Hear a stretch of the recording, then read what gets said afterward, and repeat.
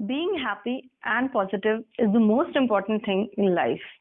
अगर आप खुश हैं और पॉजिटिव हैं तो आप अपने आसपास हैप्पीनेस और पॉजिटिविटी स्प्रेड करते हैं। लेकिन इतनी सारी रिस्पॉन्सिबिलिटीज, हस्बैंड को ऑफिस भेजना, बच्चे को स्कूल भेजना, उसके बाद खुश कैसे रहा जाए? I am Prulekha and I'm going to share some of the ways by which you can stay happy and positive. Choose happiness and positivity. Now you may think, who chooses sadness? Well, we do it unknowingly.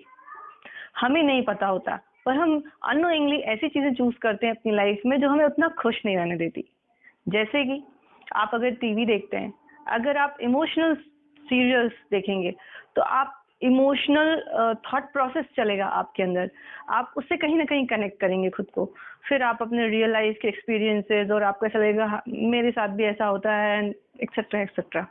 But अगर आप comedy serial देखेंगे तो आप खुश feel करेंगे, हल्का feel करेंगे। अगर आप क्राइम सीरीज देखेंगे तो आप हमेशा नेगेटिविटी, फेयर, ऐसे फीलिंग्स को बढ़ावा देंगे अपने अंदर।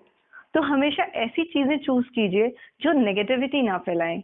और हाँ, ऐसे लोगों के आसपास रहिए जो खुश रहते हो, नेगेटिव लोगों के नहीं। कुछ लोगों को आपने देखा होगा, आदत होती है हर चीज में उन्हें कुछ ना कुछ नेगेटिव दिखता है। मेरे हस्बैंड के साथ ये प्रॉब्लम है, मेरा बच्चा मेरी बात नहीं सुनता, मेरी नेबर ने ऐसा कर दिया। ये चीजें हर वक्त उनके मुंह से सुनने मिलेंगी। अगर ऐसा कोई आपके आसपास है तो कोशिश कीजिए कि आप उससे जितना डिस्टेंस मेंटेन कर सकें वो आपके लिए उतना अच्छा होगा, क्योंकि अगर उसके आसपास आप रहेंगे तो कहीं ना कहीं वो चीजें आपको इफेक्ट करेंगी। Try to be surrounded by happy people, happy and positive people. Negative लोगों से थोड़ा डिस्टेंस मेंटेन करिए। Do something for yourself. Have you ever asked this question to yourself, what do I do for myself in 24 hours? आप अपने लिए क्या करते हैं 24 आवर्स में? आपने हस्बैंड को टिफिन दिया, आपने बच्चे को टिफिन दिया, आपने पूरा घर संभाला, खुद के लिए क्या किया? हम अपने लिए अगर कुछ करेंगे वो चीजें हमें अंदर से सेटिस्फैक्शन और हैप्पीनेस देंगी। तो हमेशा कोई भी हॉबी जो भी आपको पसंद हो या कुछ भी ऐसा काम करते रहना चाहिए, रूटीन के जो हमारे काम है उनसे हट के, जो आपको खुशी देते हो। टाइम किसी के पास नहीं होता, टाइम हमें निकालना होता है। बहुत सारे आपके आसपास ऐसी लेडीज होंगी जो 24 आवर्स में भी बहुत कुछ कर लेते हैं। अगर आप कभी एनालिसिस करेंगे तो आपको समझ आएगा कि उनके पास भी वही 24 आवर्स हैं। अब ये मत सोचेगा कि उनके हस्बैंड सपोर्टिंग है, उनके बच्चे अच्छे हैं। सपोर्ट लेना भी एक आर्ट है। हस्बैंड से सपोर्ट लेना या फैमिली में सबसे सपोर्ट लेना भी एक आर्ट है। बच्चे मैनेज करना भी एक आर्ट है। मैं डेफिनेटली इस पे और वीडियोस बनाऊंगी फ्यूचर में, ये दोनों टॉपिक्स पे। अभी मैं किसी और टॉपिक पे बात कर रही हूँ तो हम उसके बारे में बात करते हैं। सपोर्ट लेना, सब कुछ मैनेज करना, इससे आप अपने लिए टाइम निकाल पाएंगे।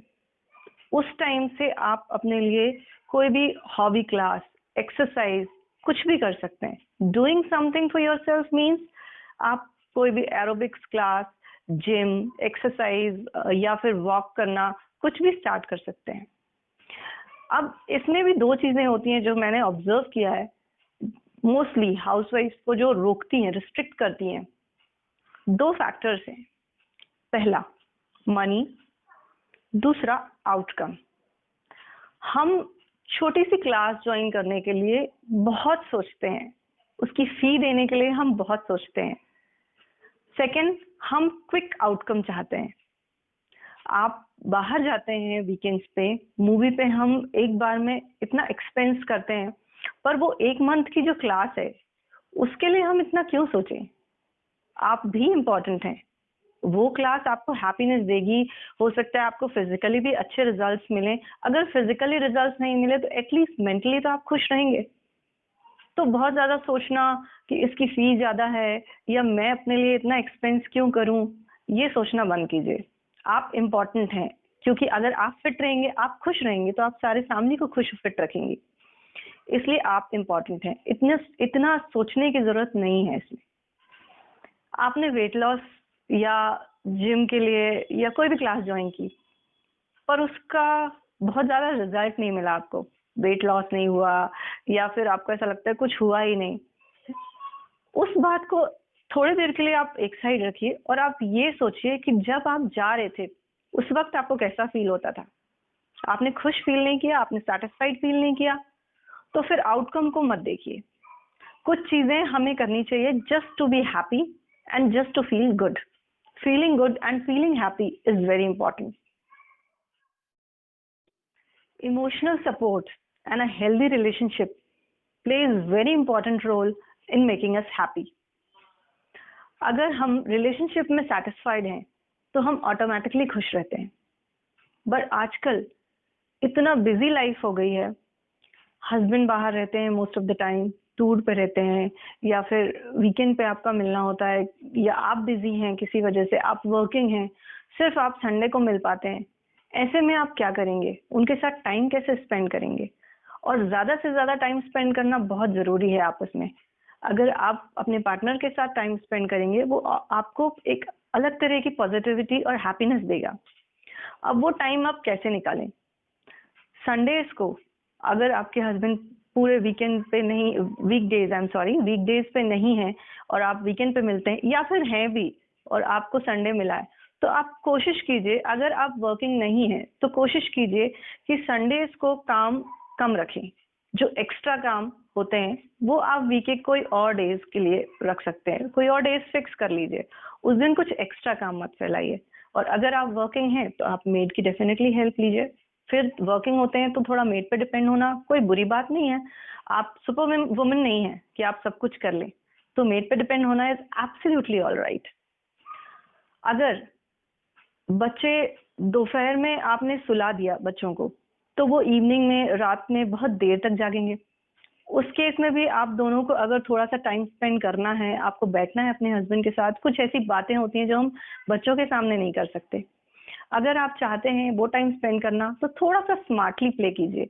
बच्चों को उस दिन थकने दीजिए, मत सुलाइए, रात को सुलाइए उनको, वो जल्दी सो जाएंगे और आपको टाइम भी मिलेगा, टाइम स्पेंड करने के लिए बहुत सारा टाइम मिल जाएगा आपको आपस में।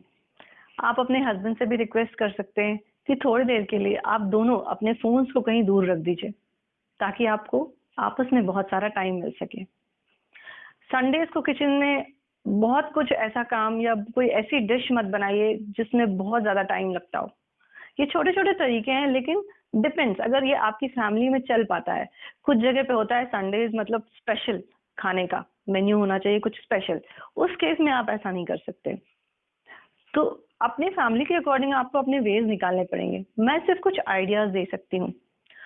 आई एम श्योर अगर आप कुछ दिनों के लिए ये चीजें फॉलो करेंगे, आपको रिजल्ट डेफिनेटली देखने को मिलेगा। और भी बहुत सारी बातें हैं जो मैं आपसे नेक्स्ट वीडियो में करूंगी। Thank you for watching me, have a good day. और हाँ, अगर आपको ये वीडियो अच्छा लगा, यूजफुल लगा, तो डेफिनेटली आप उसको लाइक कीजिए, मेरे चैनल को सब्सक्राइब कीजिए और मुझे अपने व्यूज कमेंट में जरूर बताइए। आप देखते तो हैं वीडियो, पर लाइक करना भूल जाते हैं, तो अगर आपको पसंद आ रहा है तो प्लीज इसको लाइक कीजिए। Thank you so much.